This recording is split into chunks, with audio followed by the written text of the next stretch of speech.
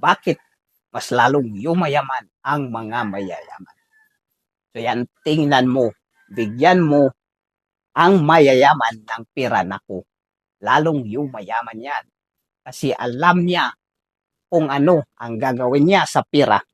Alam niya kung paano dudublehin, tritriplehin.